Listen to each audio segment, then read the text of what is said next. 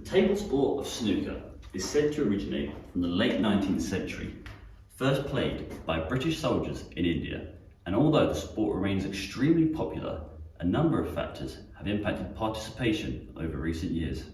Many snooker fans may remember the golden era through the 1970s and 80s as the sport attracted huge popularity on TV, thanks to players such as Alex the Hurricane Higgins and Steve Davis. Many local clubs still display a nostalgic aesthetic from the era, and it can almost feel like stepping into a time machine. However, like most sports, snooker ground to a halt during the COVID-19 pandemic. I travelled to Kent and East Sussex to visit some local clubs and also speak to the players about how lockdown affected them and their leagues. I just couldn't play at all. It was hard the first sort of month or two, but you got used to it. I was lucky because I'm a postman, I kept working, so I was out and about. So lockdown wasn't bad for me, only that it was busy. It wasn't that I was stuck indoors, so I was lucky in that way. But if I hadn't had a job that I could be out and about with, I think I would have found it very hard.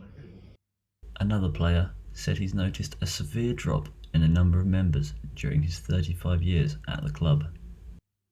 It's been a huge decline, certainly with the snooker. It's 7 leagues when I first started here in the Hurst Green League, obviously playing Division 7, and then it's gradually wound down to 2, and where there was 12 teams to each league, there's literally 8 teams if we're lucky each year now.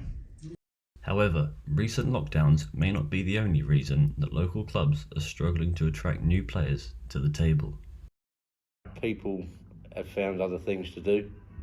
You know, you've got your Xboxes and things like that, and people have found a different way of life. So the league is dwindling, as in darts, pool, everything's gone the same. So where exactly does the future of snooker lie? Find out after the break.